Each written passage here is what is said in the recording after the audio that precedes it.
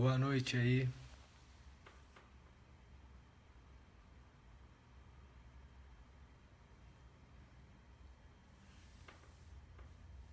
Pessoal de Macaé, Goiatuba, Cachoeiro, Espírito Santo, Teresina, Recife, Paraná, Vila Velha. Boa noite aí para todo mundo, viu? Bom, Limeira, Goiânia, Maceió, Nova Friburgo, Rio de Janeiro. Boa noite para todo mundo aí. Amanhã é o dia que a gente faz a leitura da crônica. Quem já se inscreveu, com certeza recebeu o e-mail hoje. Eu recebi o meu hoje também. Então, o nosso papo de amanhã já tem tema.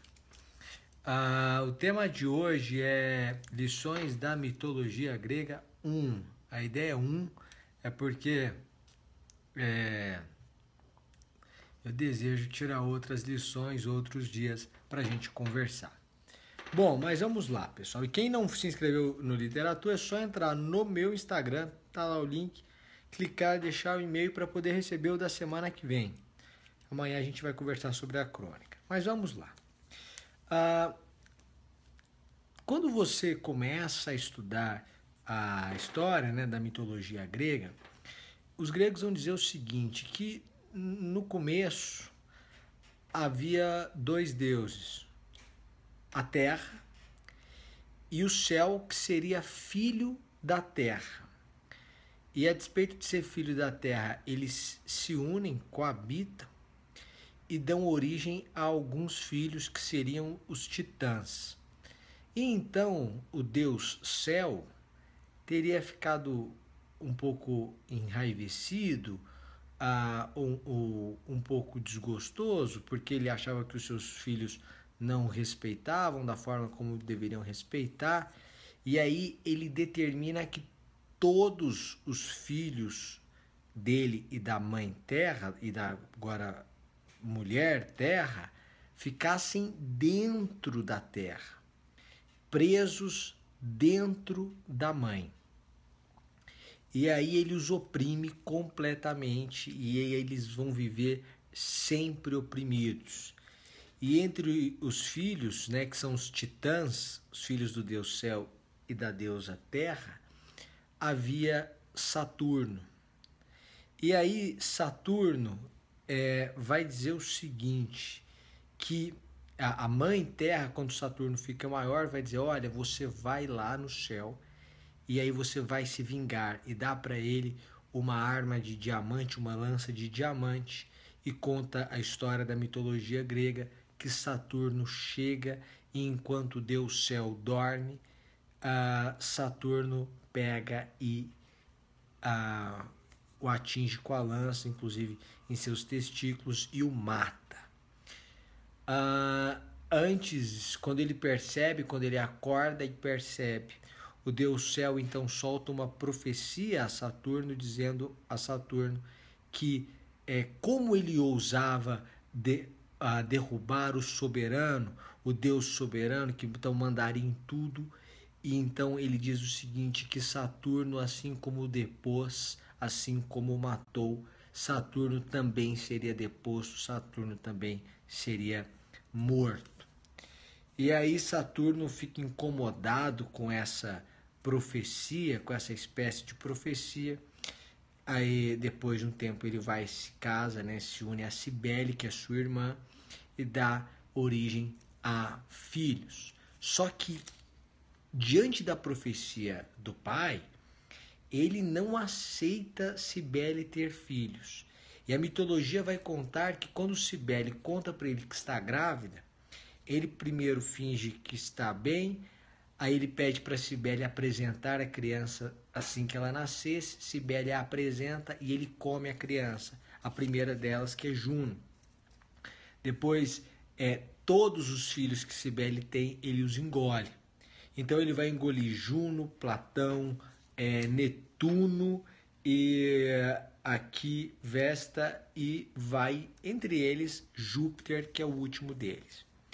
Bom, ele engole todos, menos Júpiter, porque quando ela está grávida de Júpiter, ela foge, vai a uma floresta, deixa Júpiter lá aos cuidados de outras deusas, de ninfas, volta, finge que está tendo um parto no céu, que agora é controlado por Saturno, dá origem, enrola em um saco, assim diz a mitologia, seria uma espécie de saco, entrega para ele, ele engole de uma vez e acredita que tenha engolido o filho, mas não engoliu.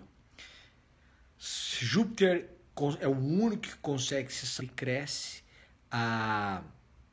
As ninfas então vão contar a ele o que havia se passado e ele então volta para tentar recuperar os irmãos. E elas dão a ele uma espécie de poção mágica em que, se Saturno tomasse a poção, ele vomitaria todos os filhos que ele teria engolido, porque agora eles teriam se desenvolvido dentro de Saturno. E aí ele chega, se finge de um serviçal de Saturno e dá a ele a poção para ele beber. Saturno acha bonita aquela poção de várias cores e cores vivas assim. E aí, depois de um pouco de relutância, ele toma a poção. Quando ele toma a poção, ele começa a passar mal, sentir náuseas e ele vomita todos os filhos, um por um, um por um. E aí, o que acontece? Quando ele vomita um por um, por um, por um, eles vão sair. E Júpiter vai desafiá-lo. E nesse desafio vai se formar uma guerra. E vai se formar uma guerra entre Júpiter e os seus irmãos contra Saturno. E ele vai se valer de irmãos seus que eram os titãs. Enfim, no final das contas, há a chamada Guerra dos Titãs e quem vence é Júpiter e seus aliados por diversos motivos. Mas o que eu quero trazer para você da mitologia grega, agora tornando curta a história? É que, primeiro, o que mata o Deus Céu é a opressão que ele impõe aos seus filhos. E o que destrói Saturno é a mesma opressão que ele impõe. E o que eu quero trazer para vocês com esse ensinamento aqui da mitologia que a gente pode extrair?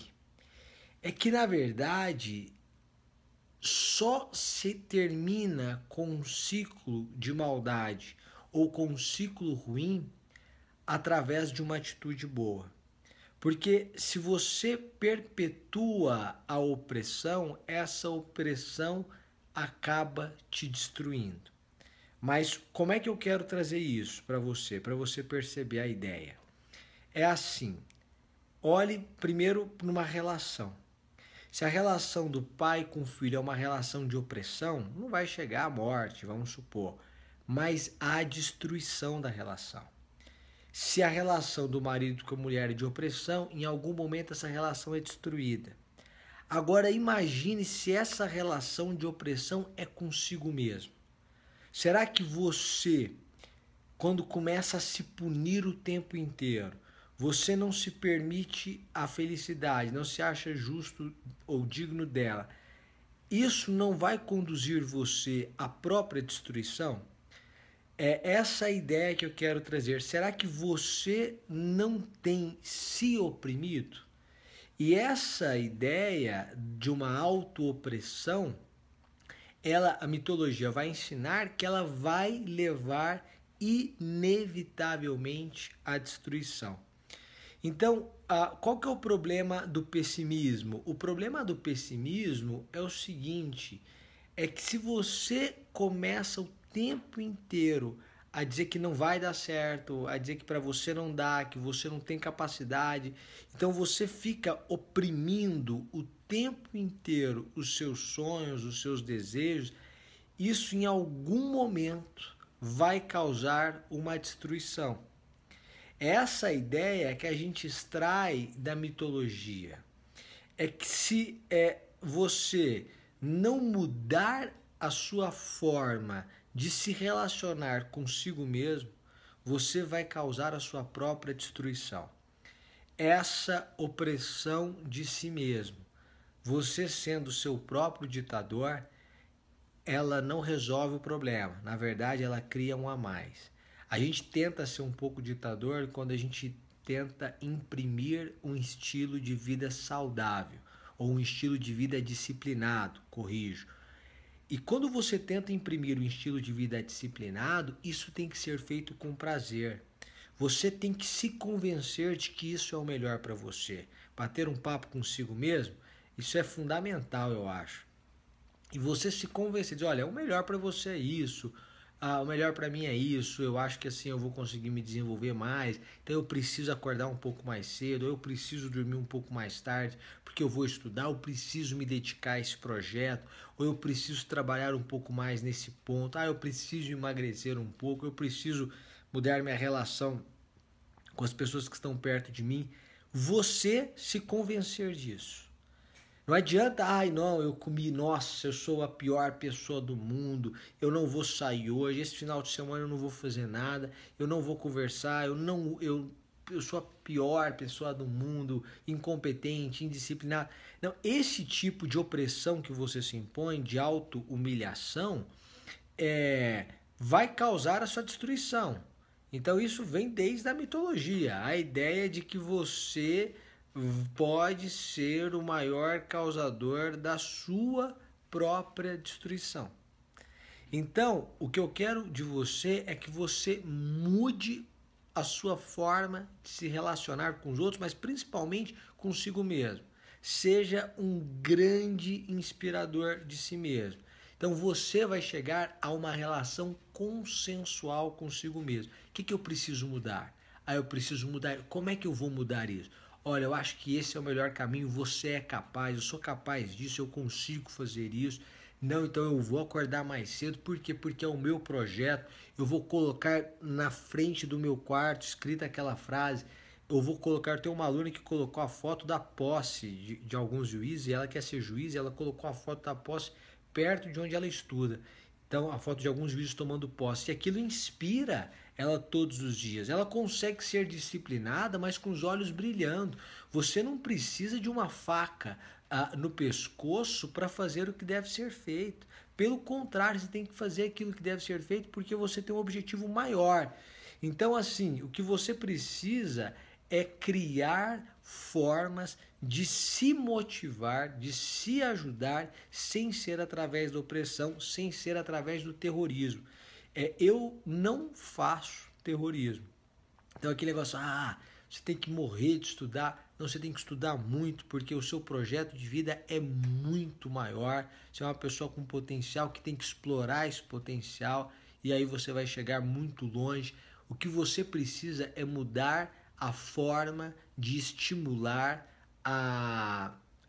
o seu projeto de vida, a sua relação consigo mesmo. Você quer subir? Quer. Então você vai acordar feliz, você vai sorrir, você vai se ajudar. O maior investidor de você mesmo tem que ser você mesmo. Muita gente fala isso, mas isso você percebe que se não for assim, fica insustentável. Se você se oprime o tempo todo, se você se cobra o tempo todo, se você é o maior ditador da própria vida, da própria existência, aí não dá. Porque você não vai aguentar ser subjugado por si mesmo a vida toda. É preciso ter liberdade, e a liberdade pressupõe poder de decisão. É você decidindo consigo mesmo o que você vai fazer. O professor Clóvis de Barros Filho vai dizer, existem duas pessoas, né? O cara, você, na verdade, você é duas pessoas, ou são duas pessoas que existem em você. A que faz a coisa certa e a que faz a coisa errada. O cara que faz a coisa certa e aquele cara que erra e fala, nossa, por que eu fiz isso? Então o ideal é que essas duas pessoas cheguem a um acordo.